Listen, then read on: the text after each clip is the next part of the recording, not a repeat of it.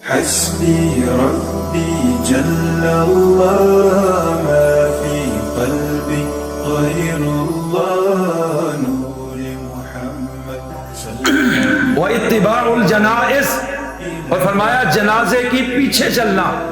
کہ تم نے پڑھنا بھی ہے اور میت کے ساتھ اس کو قبرستان تک چھوڑ کے آنا ہے۔ اور آج کتنے لوگ ہیں جو اس سنت پہ عمل کرتے ہیں، جہاں ہمارا بہت قریبی تعلق ہے وہاں ہم اس رشتے کو نبھانے کے لیے چلتے ہیں، لیکن اسلام کا حکم سمجھ کے کہ کسی بھی مسلمان کا جنازہ ہم پڑھیں چاہے ہم نہیں جانتے اس کی ہم نے کتنی فکر کب کی ہے، ان چیزوں کو ہمیں غور کرنا چاہیے۔ وَإِجَابَةُ الدَّعْوَةِ، اور اگر کوئی مسلمان دعوت دے، چاہے وہ کھانے کی ہے اگر حلال ہے یا وہ کسی نیک کام کی ہے، فرمایا اس کو قبول کرو، اس میں انکار نہیں کرنا، اس کا دل تم نے نہیں توڑنا۔ وَتَشْمِيتُ الْعَاطِسِ، اور اگر کوئی شخص چھینک مارے اور چھینک مار کر وہ کہتا ہے الحمدللہ، تو اس کا جواب میں یرحمک اللہ کہنا، یہ اس کا حق ہے کہ تم اسے رحم کی دعا دو۔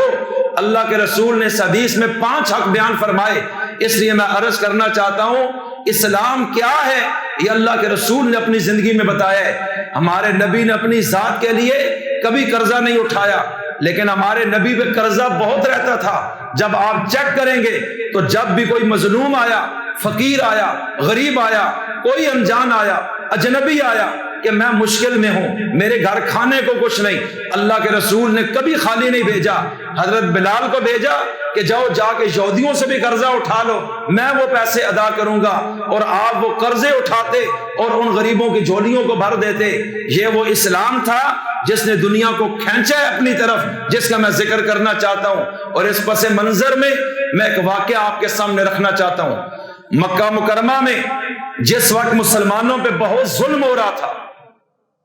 پیٹا جا رہا ہے، مارا جا رہا ہے، تشدد کیا جا رہا ہے، لو لوہان کیا جا رہا ہے، ابو جہل زندہ ہے اللہ کے رسول کے مقابلے میں، وہ اللہ کے رسول کے مقابلے میں پورے طاقت کے ساتھ کھڑا تھا، اور مکہ کا سب سے بڑا سردار ہے جس کو آپ مکہ کا گورنر کہہ سکتے ہیں، سارے قبیلے اس کی بات کو مانتے ہیں، سارے سردار اس کی بات کو مانتے ہیں، اور یہ مکہ کا سب سے بڑا چودھری اور بدماش تھا، اور اس کا ایک ہی مشن تھا کہ کوئی وقت ایسا آ جائے کہ میں مسلمانوں کے نبی کو قتل کروں۔ ہر وقت پلاننگیں کرتا تھا اور لوگوں کو ابھارتا تھا۔ حضرت عمر بن خطاب کو بھی اس نے کہا تھا میں تمہیں 100 اونٹ انعام دوں گا اگر تم مسلمانوں کے نبی کا قتل کر دو۔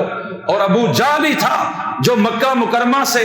1000 بندوں کا لشکر لے کر میدان بدر میں مدینہ سے 80 میل کے فاصلے پہ پہنچا تھا سن 2 ہجری میں رمضان میں، اور ان سب کو اس نے ٹائٹ کیا کہ تم میرے ساتھ آؤ، غیرت کرو، مسلمانوں اور ان کے پیغمبر کو قتل کرنا ہے۔ اتنا بڑا دشمن تھا رسول کائنات کا، جس کے اندر اتنی خیرخواہی نہیں تھی، نفرت ہی نفرت تھی اس کے اندر۔ ایک مرتبہ ایسے ہوا، میں جو عرض کرنا چاہتا ہوں کہ اللہ کے رسول مکہ میں ہیں، اسلام کا اعلان کر دیا گیا